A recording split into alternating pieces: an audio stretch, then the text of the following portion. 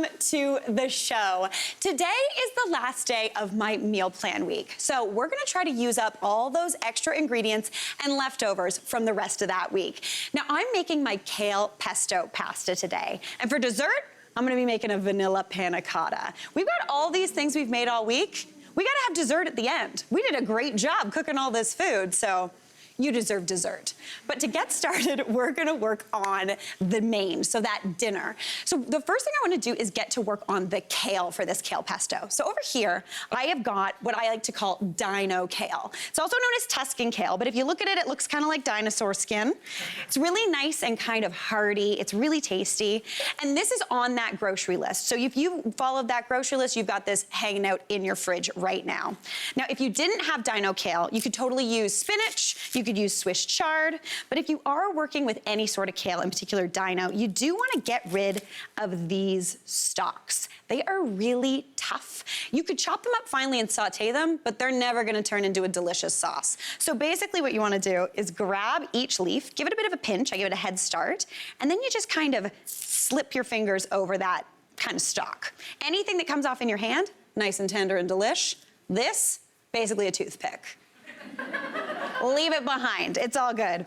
So just get a few more of those leaves off. And basically you wanna use a whole bunch of kale here. Those outside leaves are a little bit hardier. The inside get a little bit more tender, so they'll probably break a little bit easier.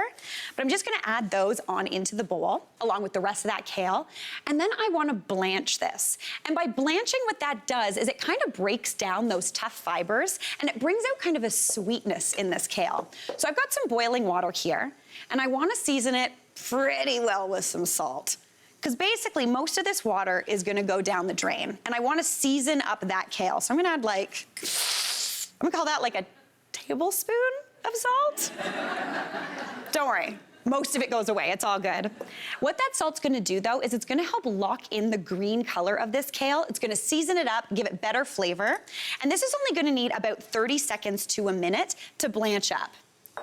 Just pop that in, give that a little bit of a stir, and immediately, do you see the color change? It goes from kind of dusty to this beautiful bright green. I know. This is like some excellent looking kale. This is where, when you've had one of those weeks where, not that you've done that this week, but you know sometimes when you're like, oh, Mary, when was the last time you ate a vegetable? This is what I'm making. So that's nice and cooked down. You can already tell it's nice and tender. And to be honest with kale, a lot of people will say you have to massage it, but if you're cooking it, you don't have to do any massaging. And this is why my mom likes cooked kale, because that water is kind of doing the massaging for you. It's breaking down those fibers. My mom says that she's not gonna cook with kale because if she's not getting a massage, nobody is. So if you're one of those, just cook your kale and it'll be easy.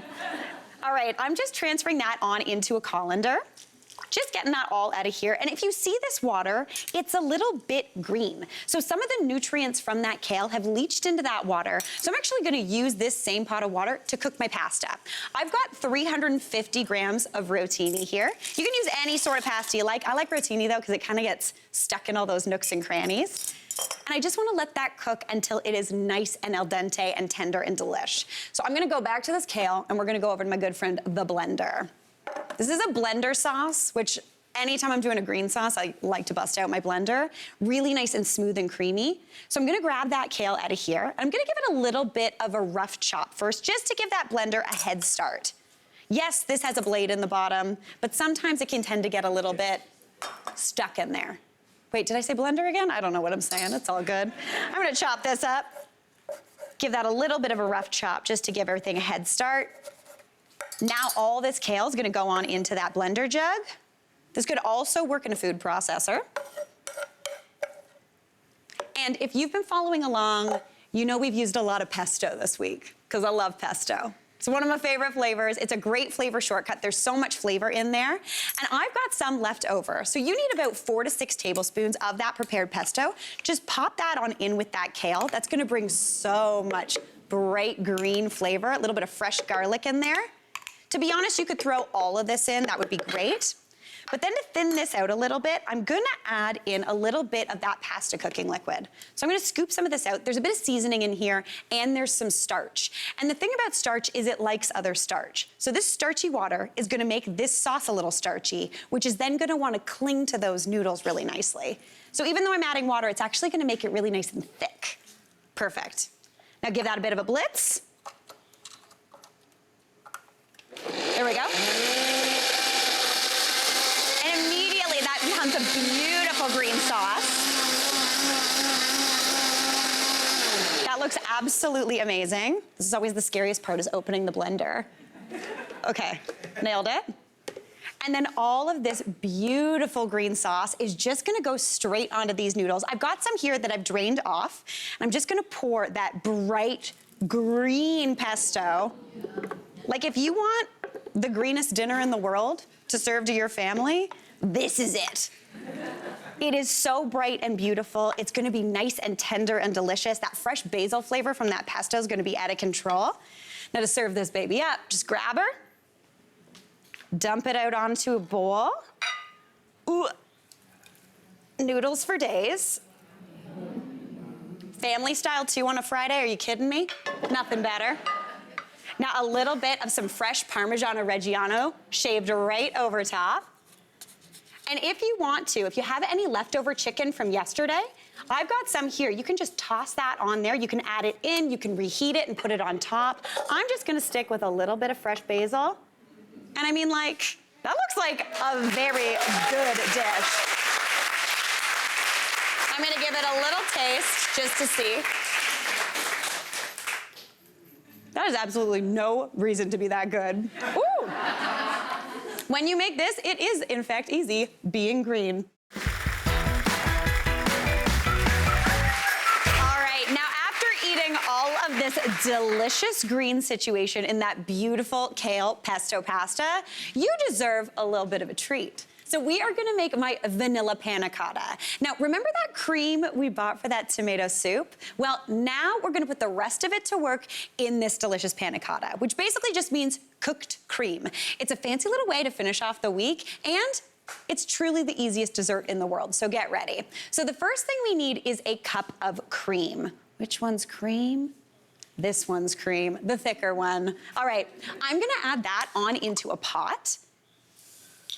And then into there, I'm gonna sweeten that with about 1/3 cup of sugar. Now, if you wanted to, in my opinion, panna cotta is endlessly customizable. I'm adding in sugar, but if you wanted to, you could do maple syrup, you could do honey, you could use brown sugar if you wanted to, just anything to give it a little bit of sweetness. So give that a bit of a whisk. And I just want that to come up to a simmer to dissolve that sugar. All I want is that sugar to be nice and kind of like not gritty anymore. That's gonna sweeten the cream and sweeten up this panna cotta beautifully. So while that does its thing, we're gonna get to work on the gelatin, because you need gelatin to set that panna cotta. And it's not gonna be like really rubbery like certain Jell-O desserts or jelly-like desserts that sometimes happen, but it's gonna be nice and soft and creamy and delicious. So I need a cup of milk for the rest of this recipe, but the first thing I wanna do is I wanna bloom my gelatin. So I'm gonna add about 2 tablespoons of that on into my dish. And then I wanna sprinkle over 1 1/4 teaspoons of gelatin powder. And this stuff you get in like these weird little packets. It comes in a tiny little box in the baking aisle. But what you wanna do to bloom it is just sprinkle that gelatin right over top of that milk. Don't just dump it in, give it a little bit of room. And do you see it kind of starting to wrinkle up? Can you see that? That little rumply situation happening? So that's the gelatin starting to bloom. What's happening is each little granule is kind of absorbing some of that milk and getting nice and kind of plump and wonderful. So that basically is gonna come together into a beautiful setting structure. The thing with gelatin is you wanna dissolve it in cold and then put it into your hot. If I were to put that powder right into the hot, you'd end up with like a weird little rubber ball filled with dust. And that does not sound like a good dessert. All right, my cream is looking great, so I'm just gonna bring it off the heat. And I wanna add in that gelatin mixture. Typically, I'd set this aside for about, I'd say, a minute or 2, but I'm just gonna dump this one on right now, give it a bit of a whisk. And then I wanna add in the rest of that cup of milk. That's gonna cool this mixture down, get that going. And then for a little bit of flavor, I'm adding in a teaspoon of vanilla extract. You could do lemon zest though, orange, a little bit of chocolate. Yeah, melt a little chocolate in here. I've also done, now here's where I lose you. I've also done a goat cheese panna cotta. Honestly, it's delicious. It's so nice, it's kind of cheesecakey. All right, that is perfect. Now, all I would wanna do is pour this into some nice decorative glasses. Just get that on in, and then you pop that in the fridge just until it's perfectly set. And by perfectly set, you want it to be a little bit wobbly. Like that little bit of that kind of like jelly kind of wobble. Can you see that wobbling? It's very good. Now to serve this up, you can make a compote, you could use fresh fruit, you could use a little bit of maple syrup or honey on there. But for me, I'm all about that weird jar of jam I know you have hanging out in your fridge. Just pop a little right on top.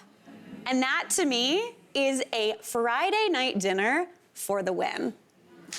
All right, I think I deserve this little bit of a treat.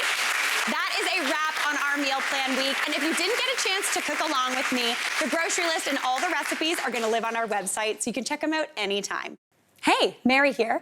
What did you think? Drop your comments below, and don't forget to like and subscribe for more of the good stuff.